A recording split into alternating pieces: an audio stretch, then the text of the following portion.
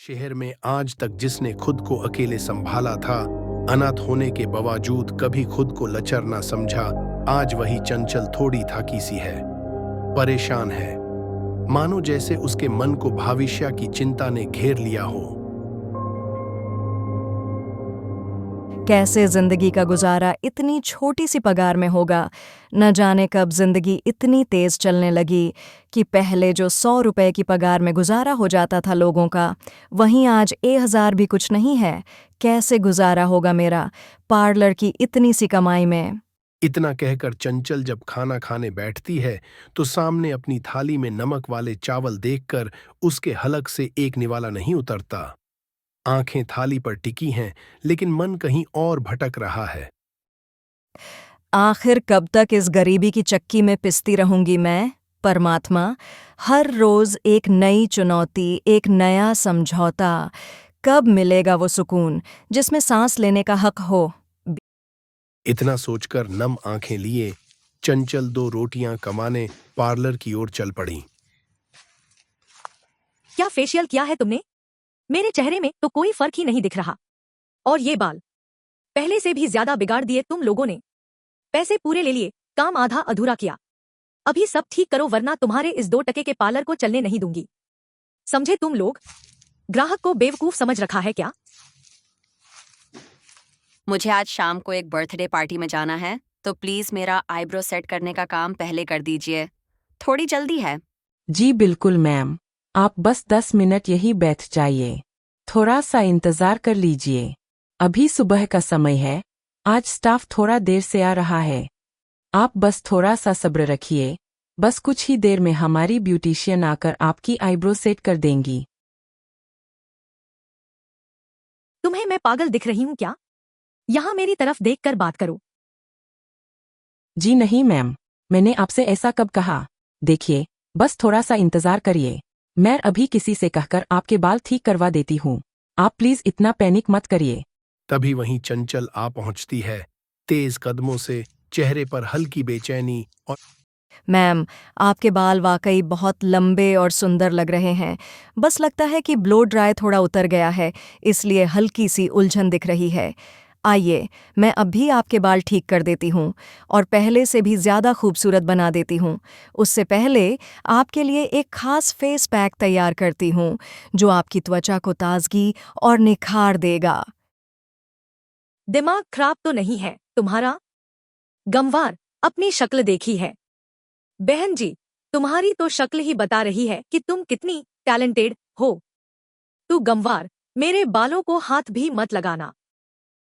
चंचल, कितनी बार कहा है तुमसे मैंने कि ये तुम्हारा घर नहीं है, जहाँ तुम सब कुछ अपने हिसाब से करोगी।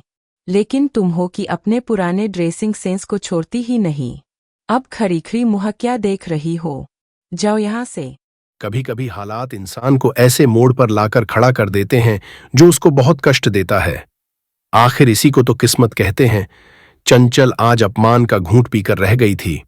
आखिर गरीबी इसी को तो कहते हैं। अब बस बहुत हुआ। अब दोबारा कभी कदम नहीं रखूंगी उस पार्लर की दहलीज पर। अब चाहे जो हो, अपने हालात में बदल कर ही रहूंगी। अब चाहे जो हो जाए, मैं इस कबाड़ खाने में नहीं रह सकती। अगले दिन सुबह चंचल हीरापुर गांव चल पड़ती है।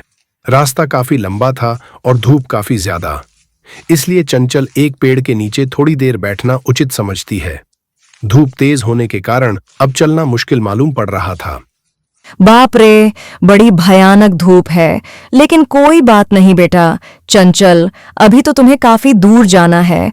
आखिर गरीबी से छुटकारा पाने का सबसे आसान रास्ता पकड़ा है तुमने, लेकिन समझ नहीं आ रहा आगे क्या करूं। यहां तक तो आ गई मैं। खैर, शाम ढलले इससे पहले मुझे अपना ठिकाना ढूंढना होगा। कुछ देर बाद चंचल चलते चलते गांव में एक घर के पास पहुंचती है। अरे, अंदर कोई है? काकी, कोई है?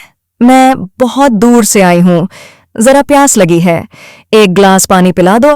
तभी अचानक एक बूढ़ी औरत धीरे धीरे चंचल के पास चलकर आती है। हाँ बेटी, तुम क्या कह रही थी? ये मेरी ही कोठी है। तुम्हें शायद कुछ चाहिए था। मैंने आज से पहले तुझे इस गांव में कभी देखा नहीं। शायद तू इस गांव में नई आई है। क्या चाहिए तुझे? बड़ी थकी सी लग रही है। हाँ काकी, बहुत दूर से आई हूँ, चलते चलते पाँव दुखने लगे हैं। सबसे पास यही घर दिखा तो यहीं चली आई मैं। बेटी, तुम कह रही थी कि तुम्हें प्यास लगी है। चलो अंदर चलो, पहले पानी पी लो, बाकी बातें बाद में करेंगे। आशा चंचल को घर के अंदर लेकर आती है। उसको पानी देने के बाद उसके मन में कुछ सवाल थे जो अब बाहर आ रहे थे। बेटी, तुमने मुझे अपना नाम तो बताया ही नहीं, और तुम कहाँ से आई हो? इससे पहले कहाँ रहती थी? जी काकी, मेरा नाम चिंटी है। मैं पास के गांव से हूँ। शहर में कुछ काम था जिसको करके बस अपने गांव ही लौट रही थी कि मेरी बस खराब हो गई और इसी वजह से मैं इस गांव में पहुंच गई। तभी आपने मुझे इससे पहले यहाँ नहीं देखा। वैसे काकी, आप यहाँ इस उम्र में अकेले रहती हैं क्या? आशा बातें करते करते न जाने कहाँ खो गई थी। फिर अचानक वो बोली, हाँ बेटी चिंटी, मैं यहाँ अकेली ही रहती हूँ। मेरे बुढ़ापे का कोई सहारा नहीं। मेरा एक बेटा था जो पढ़ लिख कर विदेश चला गया। कहता था जल्दी लौटेगा, पर सालों बीत गए। आशा का गला भर आया था, लेकिन शायद वो चिंटी के सामने अपना दुख प्रकट नहीं करना चाहती थी। चिंटी, बातें तो चलती रहेंगी। शाम ढल रही है, आज रात यहीं रुक जाओ। इस समय तुम्हारा जाना उचित नहीं होगा। चलो, मुंह हाथ धो लो, मैं तब तक खाना परोस देती हूँ। इतना सब कहकर आशा रसोई में चली जाती है और चंचल बस चुपचाप मुस्कुरा देती ओह, है। तो ये बुढ़िया इतने बड़े घर में अकेले रहती हो और इसका बेटा विदेश भाग गया है। चलो अच्छा है, सबसे अच्छी बात है कि ये अकेले रहती है। अच्छा शिकार फंसा है। चंचल, लग जा अपने काम पर। वैसे ये औरत है तो बड़ी मूर्ख, ऐसे कौन भला किसी को पहली बार में घर पर रोक लेता है। खैर छोड़ो, मुझे क्या, मुझे तो अपने काम से मतलब है। अच्छा हुआ मेरे तेज दिमाग ने कहानी बना ली, वरना मुझे तो किसी गांव का नाम भी नहीं पता था।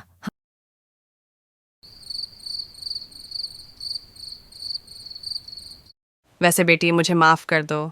आज खाने में तुम्हारे लिए दाल चावल ही बना पाई मैं।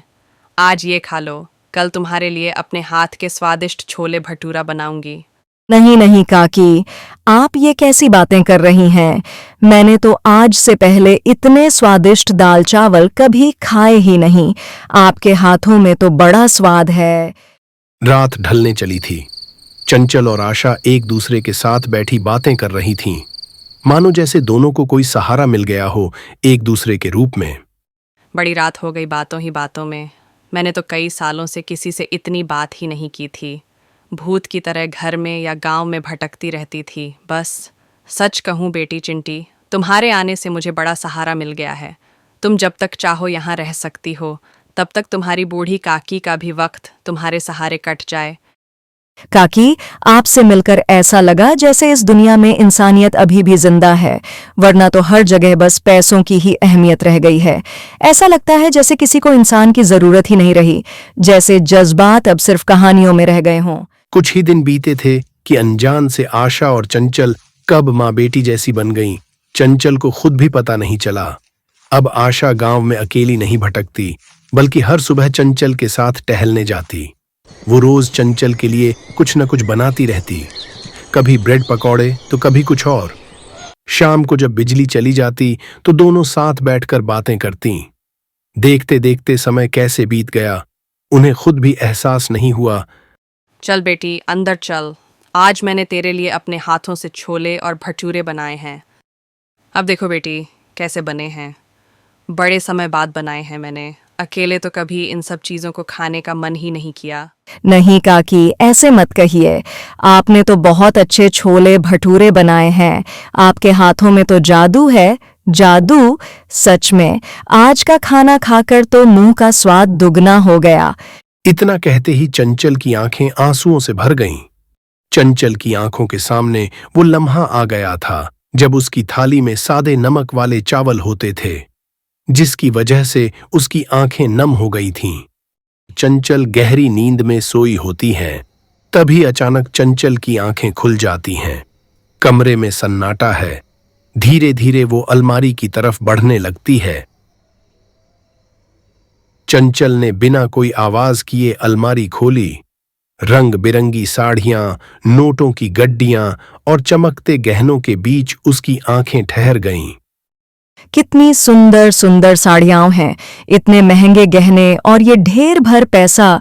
अरे वाह, काकी तो बहुत पैसे वाली हैं। होंगी भी क्यों ना, तभी तो गांव में भी शहर के घरों से बेहतर बनी है उनकी ये कोठी। खैर, अब काकी को इस सब की क्या जरूरत, इस सब की जरूरत तो मुझे है।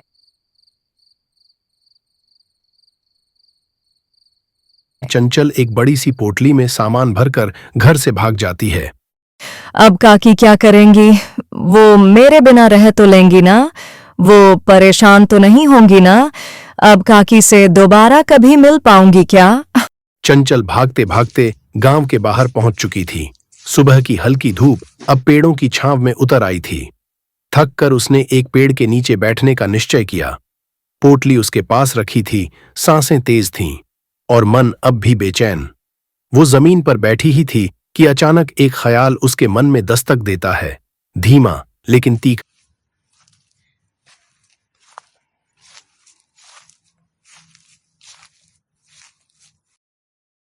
हे भगवान, ये क्या हो गया? सब सामान कहाँ चला गया? तभी चंचल इस ख्याल से घबराकर आशा के घर की तरफ दौड़ी दौड़ी पहुंचती है। आशा अब भी सो रही होती है। चंचल उसे सोया हुआ देखकर एक ठंडी सांस भरती है। फिर भी न जाने किस डर से डरकर वो उसे जगाने लगती है। उठो काकी, उठो ना, जल्दी उठो। तुम ठीक तो हो ना? क्या हो गया चिंटी? मैं तो बिल्कुल ठीक हूँ। भला मुझे क्या होगा? देखो, बिल्कुल ठीक हूँ मैं तो। तुम इतनी घबराई हुई क्यों हो मेरी बेटी? क्या हो गया? काकी, मैं कोई चिंटी विंटी नहीं हूँ। मेरा असली नाम चंचल है। मैं कोई पास के गांव से नहीं हूँ। मैं तो। चंचल सारा सच आशा को बता देती है। मुझे माफ कर दीजिए, मुझसे बहुत बड़ी गलती हो गई। वो रहा आपका सब सामान। बस इतनी सी बात के लिए तुमने मेरी इतनी प्यारी सी नींद तोड़ दी। ऑफ वो चंचल, तुम भी ना। इतनी बड़ी बात जानने के बाद भी आशा के इस तरह के व्यवहार से चंचल चकित खड़ी रह गई। वो सोच में पड़ गई कि इतना सब कुछ सामने आने के बाद भी आशा ने उससे कोई नाराजगी क्यों नहीं जताई। क्या ये ममता थी या कोई ऐसा अपनापन जो शब्दों से परे था? मेरी बेटी चंचल, तुम सोच रही होगी कि तुम्हारी काकी इतनी, वो क्या कहते हो तुम लोग, इतनी चिल कैसे है ना? बेटी, जो कुछ भी हुआ उसमें तुम्हारी कोई गलती नहीं है। कभी कभी इंसान रास्ता भटक जाता है, लेकिन अगर सुबह का भूला शाम को घर आ जाए तो उसे भटका हुआ नहीं कहते। तुम्हें याद है, पहले दिन तुमने कहा था कि पास में एक गांव है। मैं तभी तुम्हारा झूठ पकड़ गई थी, क्योंकि यहाँ आसपास कोई गांव है ही नहीं, सिर्फ यही एक गांव है। लेकिन मैंने तुम्हारी आंखों से समझ लिया था कि ये बच्ची दिल की बुरी नहीं है। अब ये मत पूछना कैसे, आखिर ये बाल धूप में सफ़ेद नहीं किए हैं मैंने। चलो, अब जो हुआ वो भूल जाओ। आज से तुम मेरी बेटी हो और मैं तुम्हारी माँ। जो मेरा है वो सब तुम्हारा भी है। ममता ने चिंटी को फिर से चंचल बना दिया और दो बेसहारा दिलों को एक दूसरे में माँ और बेटी मिल गईं।